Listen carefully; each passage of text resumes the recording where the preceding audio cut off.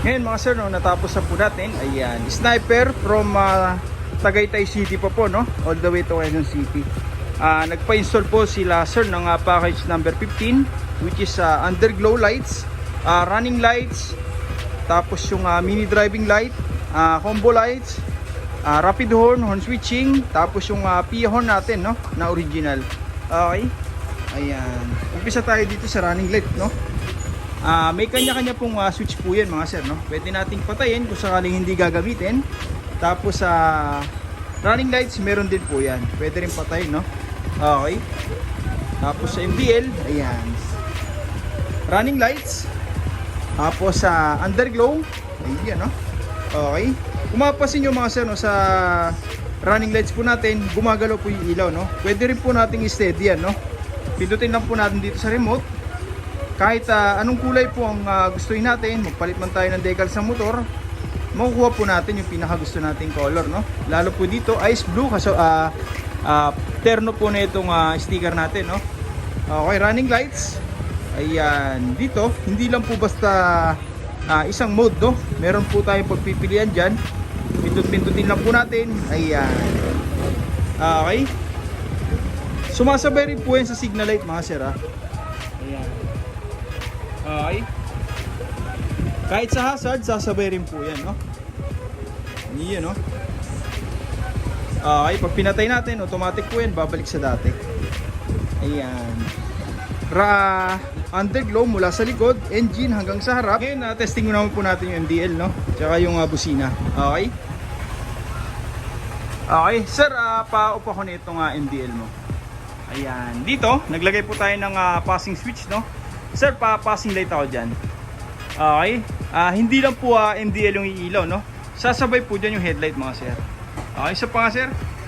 Ayan. Pero pwede pa rin tayo mag high and low, no, ng headlight nang hindi po sumasabay yung mini driving. Sa mini driving, high and low, hindi naman sasabay yung headlight. Yan po yung difference ng gawa natin sa iba, no. Okay, usually pag nag-install, mini driving light lang po yung ilaw, pero dito sabay po ang headlight yan. Okay, yan po yung maganda, no. Ang purpose natin dyan mga sir, kaya pinagsabay po natin, no, para kung sakaling nag-high tayo ng MDL, meron pa rin tayong headlight na magpapassing, no. Okay sir, pa-off naman ako. Pag nakapatay, automatic sabay po yan. Okay, by the way mga sir, yung napiling mini driving ni sir, yung high po ay puti po, no. Tapos yung low, dilaw. Okay. Tapos sa headlight, ayan. Sir, pa-high naman ang headlight mo. Tapos sa passing light, meron pa rin po, no. Okay, pag pinatay natin, automatic po sabay lahat. Okay, sa busina, stock horn. Ayan, wala pong blinker, no. Para in case na magpapa-racer tayo, wala po tayong magiging violation po, no. Wala pong iilaw diyan. Tapos sir, pa-activate naman ang loud horn mo. Ayan, no? Sa loud horn, doon na po mag-activate yung horn passing, no. Okay, tapos sir, rapid horn naman. Lakas. Sir, on naman itong MDL mo. Tapos busina.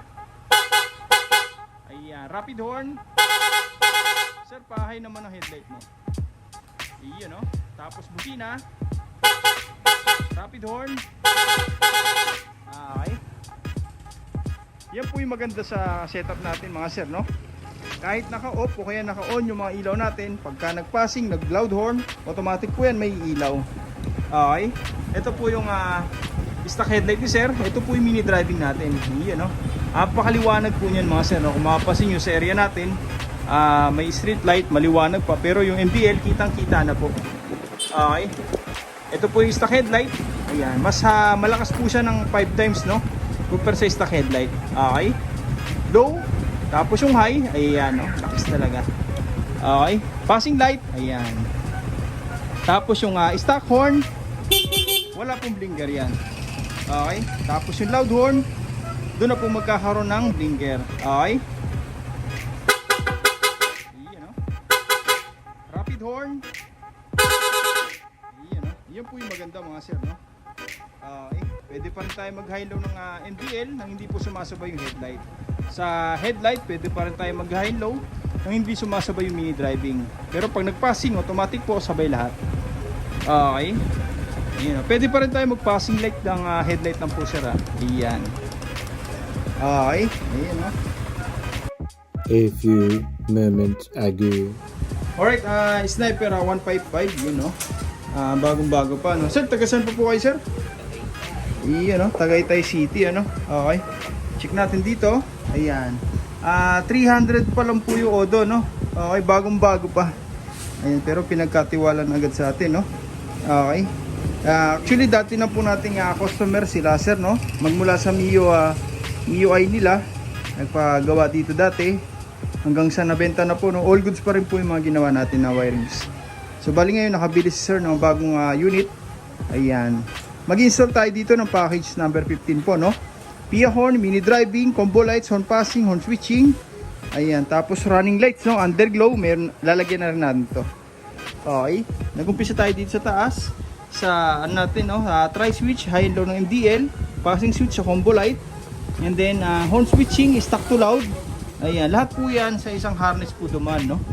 Ay, okay. Wala po tayong makikita mga nakasuksok po dito sa mga sakit, no, ng mga wire. Malinis po yan. Pababa po yan, umikot sa chassis. Tapos yung busina, ilagay na po natin, no? Naka-harness din po yan mga sir, ha? Ayan, legit PIA po, lahat ng terminal shrinkable na rin po, no? Para safety. Okay. Ayan, lahat po yan mga sir, nagsalubong po dito, no? Okay, sa isang harness. Okay, kung mapapansin nyo mga sir, no, lahat po ng ginagawa natin dito, ginagawa po nating harness para mas malinis tingnan, no? Ito po yung galing sa Yamaha, hindi po natin to ginagalaw. Ito naman po yung bago natin. Okay, kung mapapansin nyo, pag pinagdikit natin, no, halos parehas na parehas po. Okay, ganyan po tayo gumawa dito, no?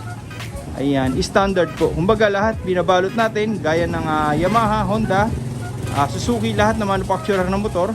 Binabalot po yung wirings, no, katulad po na itong ginagawa natin. Okay, para mas safety, no, ginagaya lang po natin. Okay, may mga nauuso kasi na wire na naka-cable tie, nakaganyan po, no. Ayan, masama po yun mga sir, no, kasi hindi siya pang all weather. Kumbaga pag naulanan, ayan, mag-uumpisa na mag-moist yung mga wiring natin, mag-uumpisa ng mag-corrosion, no. So dito talagang binabalot po natin, no, para safety. Ngayon lalagyan po natin dito ng power module yan, para sa control ng lahat ng mga parts ay ikakabit natin ngayon. Ayan. Yung mga wiring ng ginamit natin, ayan po, no. Makakapal po yung loob, yung laman po, no. Talagang solid stranded po yan. Okay, may mga wirings po kasi na lumalabas ngayon, matataba yung labas pero yung loob pinong-pino. Okay, which is pangit po, no. Pwede po mag-overload, umiinit yung wire, no. Dito talagang makakapal po yan. Solid stranded, Japan wire po, no. Okay. Ayan, kabit na natin yung power module, no? Tapos yung underglow. Ayan. Okay. Ngayon mga sir, no, naikabit na po natin lahat ng mga electrical wire ni sir. Yung wire harness, all good sa po yan. Naglagay na po tayo dito ng power module para sa control, no. Underglow, meron na rin po yan. Ayan. Dito mga sir, no, sa power module natin, denso po yan, no. Made in Japan po yan, kaya matibay po talaga, no. Marami na po tayong customer na ganito po ang gamit. Hanggang ngayon, all goods pa rin po, no? Okay, 5 years ago, no? Hanggang ngayon, still working pa rin. Ang maganda pa rito, dumating man yung time na masira yung busina natin na nilagay, no? Na PIA, yung MDL, ganun din. Kahit anong brand po, applicable po yan dito sa power module natin. Kumbaga, hindi na po kayo mag-rewirings. Fix na po itong wiring na ginawa natin. Terminal to terminal na lang. And then sakit to sakit, plug and play na po, no? Yung mga parts na kung sakaling bibili po ay sa labas, no? Ganito po tayo mag-wirings dito, no? Talagang pinipix po natin, okay, sa system ng motor ni sir. Okay? Ayun, no? Dito, power module.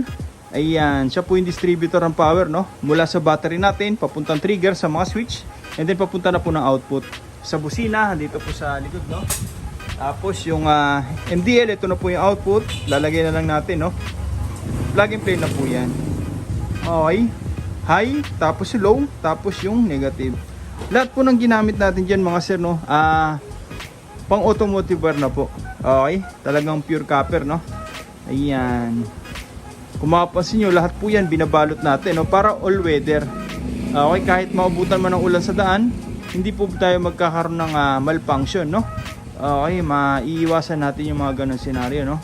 May mga customer kasi tayo, dumadayo po dito. Mga naka-open yung wire, no?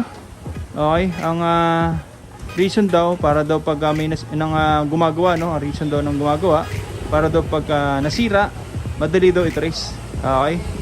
So yung mga customer, pupunta rito, nagpapaulit po, no? Ng harness. Okay? Kasi daw pag umulan, ayan, nagkakaroon na po ng corrosion yung mga wirings, tapos minsan may mga part na hindi gumagana.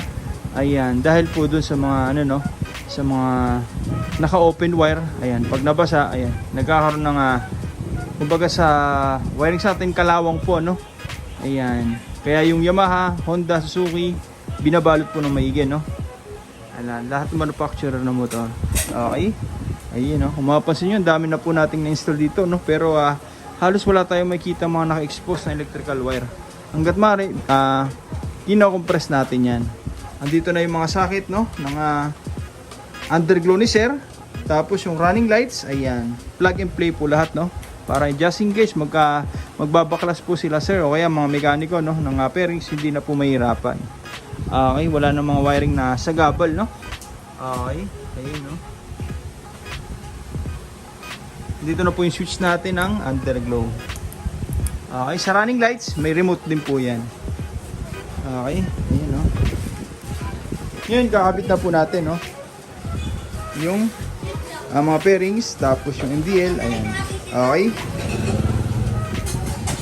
Naikabit na po natin yung mini driving, no. Okay na po yan. Naka-stainless bracket po yan, no, hindi kinakalawang. Okay.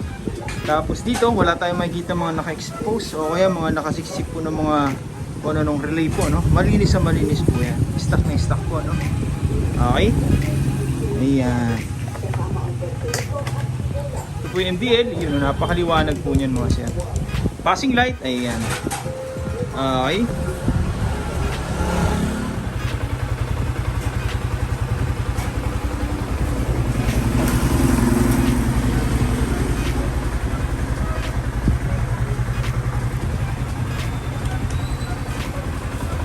Gusto pong pagawa, no, direct message nyo lang po MJ Works o kaya punta na lang po ay DC Shop, no. First come first serve po tayo. Maraming salamat po.